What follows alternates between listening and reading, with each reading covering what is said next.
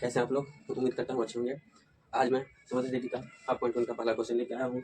पहला क्वेश्चन है, क्या कह रहा है? प्रति किलोमीटर जो टैक्सी का किराया है, जबकि प्रथम किलोमीटर के लिए किराया 15 रुपया है और अतिरिक्त किलोमीटर के लिए 8 रुपया, यानी प्रत्येक अतिरिक्त किलोमीटर का किराया जो 8 रुपया है। तो मैंने सोल्यूशन किया, प्रथम किलोमीटर का जो किराया है 15 रुपया और अतिरिक्त किलोमीटर का जो किराया है 8 रुपया है। यानी पहला किलोमीटर जब 1 किलोमीटर कोई भी आदमी चला तो उसका जो किराया होगा 15 रुपया होगा और उसके बाद अगला किलोमीटर और चलेगा तो 8 रुपया बढ़ जाएगा, यानी 15 23 हो जाएगा। फिर आगे चलेगा तो क्या हो जाएगा?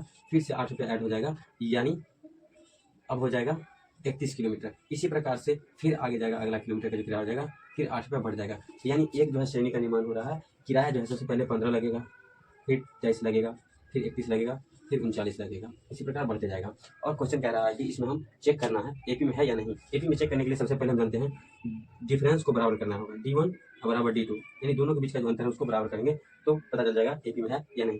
डिफरेंस को बराबर करने के लिए क्या करेंगे? D1 निकालने के लिए करेंगे A2 माइनस A1 बराबर, ये जो हो जाएगा 83 माइनस A2, यानी 23 माइनस 15 इक्वल टू 31 माइनस 23, यानी 8 बराबर 8 इक्वल है। अतः हम कह सकते हैं, अतः यह जो है एपी में है।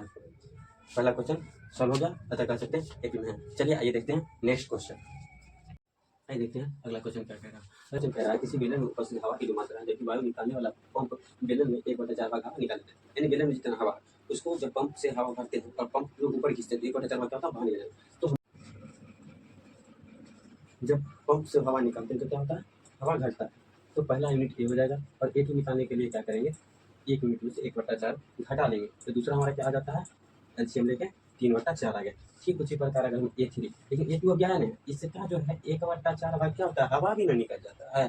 क्या निकल जाता है? हवा निकल जाता है। इसे क्या निकालेंगे हम? 1/4। जब इसे का हम 1/4 निकालेंगे तो 1.5 का होता है। इसका जब 1/4 निकालें तो 4 चौके 16, 3 कम 3, यानी A2 आया 3/16। अब निकालते हैं A3, क्या निकालते हैं?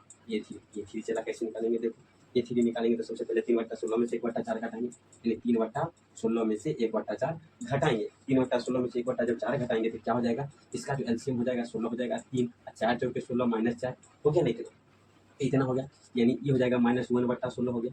ये 3 नहीं आया है, इसका 1/4 निकल हो जाता है, इसलिए इसका 1/4 निकालेंगे। ये क्या हो जाएगा? माइनस प्लस माइनस है, 16 चौका 64 हुआ। अब क्या करेंगे? एक श्रेणी लिखेंगे तो पहला यूनिट 1, दूसरा 3/16 और तीसरा हो जाएगा -1/64। अब दोनों का जो 20 का डिफरेंस है उसको बराबर करेंगे। अगर बराबर हो जाता तो ए में अन्यथा नहीं, यानी D1 बराबर D2 और D1 क्या होता है? A2 माइनस A1 बराबर A3 माइनस A2। तो क्या करेंगे? यहाँ से फिर आइए देखते हैं A2 का मान कितना है? 3/, यहाँ से चलिए धीरे धीरे 3/16 माइनस A1 क्या है? 1 बराबर -1/64 और -3/16। ये दोनों कैल्सियम नया बटा कुछ 1 16 हो जाएगा, 3 16 माइनस 16 ये हो जाएगा 64 माइनस 1 16 चौका 64 तो 4 दिया -12, यानी ये कितना हो जाएगा? इसको जब माइनस करेंगे तो ये जाएगा -13/16, यानी -13/16। इसको जब घटाएंगे तो दोनों माइनस हो जुड़ जाएगा -13/64, यानी ये जो है दोनों बराबर नहीं है, यानी D1 does not equal to D2। अतः यह जो है, अतः यह AP में नहीं होगा। आइए देखते हैं अगला क्वेश्चन क्या कह रहा है।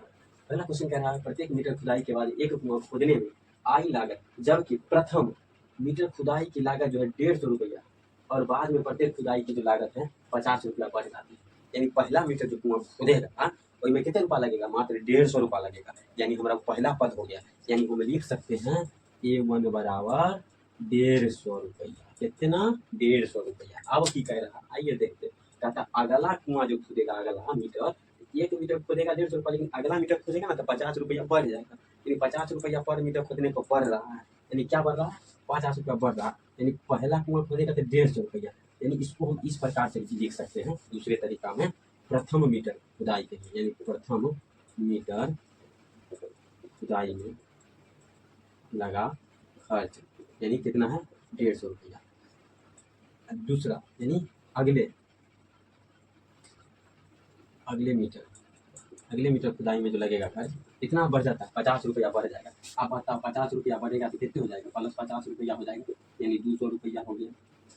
अब फिर तीसरा करेगा यानी तीसरा मीटर का खुदाई करेगा तो फिर बढ़ेगा 150 रुपया बढ़ेगा, फिर 50 रुपया बढ़ा के कितने हो गया, 250 हो गया। अब हम क्या करते हैं, लिखते हैं पहला 150 रुपया लगा, फिर कितना लगता है 200 लगा, और फिर कितने लगा 250 लगा।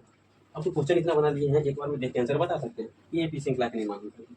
अब देखो चला ये दोनों क्या, ये दोनों का अंतर बराबर है कि नहीं, एक बार देखो वर्ष देखो, ये दोनों का अंतर के बीच में कितना 50 का अंतर है। अच्छा ये दोनों के बीच का अंतर देखो, ये दोनों के अंतर बीच का अंतर कितना है 50, यानी हम कह सकते हैं दोनों का अंतर 50, यानी दोनों का डिफरेंस बराबर, यानी D1 बराबर भी 50 आ रहा है और D2 बराबर भी 50 आ रहा है। तो पिछले क्वेश्चन में हम बताए थे D1 और D2 दोनों बराबर रहेगा, तो सीधा लाइन में कह सकते हैं जो किया गया है वो किसमें है, AP में है। अब तो हम कह सकते हैं क्या, अतः यह जो है किसमें आएगा, AP में होगा। कोई दिक्कत, ऐसे ले सकते हैं। चलिए ये देखते हैं नेक्स्ट क्वेश्चन क्या है। चलिए ये देखते हैं अगला क्वेश्चन क्या कह रहा है, और पहला का लास्ट क्वेश्चन है, चौथा क्वेश्चन है। क्या कह रहा है, खाते में प्रत्येक वर्ष का मिश्रण, यानी खाता में जो पैसा है कर मिश्रण, जबकि 10,000 रुपया राशि का 8% वार्षिक दर से चक्रवृद्धि ब्याज जमा की जाती है। तो एक एगो श्रृंखला बनाना है उसी प्रकार से, ठीक है। तो सबसे पहले लिखेंगे हम क्या, पहला वर्ष में, कौन वर्ष में, पहला वर्ष। तो हम यहाँ लिखेंगे, सोल्यूशन करते हैं क्वेश्चन का, पहले वर्ष यानी पहला वर्ष ब्याज कितना पड़ेगा। तो पहला वर्ष 8% कह रहा है, कितने का, 10,000 का 8 गुने पहला वर्ष 100 कट गया, कितने आया देखिए 800 हुआ। अब पैसा कितने था, अब 10,000 ना, तो टोटल कितने हो गया 10,800 रुपये। यानी एक वर्ष में जो हो जाएगा टोटल पैसा, एक वर्ष की जो राशि यहाँ पर राशि करते हैं, एक वर्ष की जो राशि हो जाएगी टोटल कितने 10,800 हो जाएगा।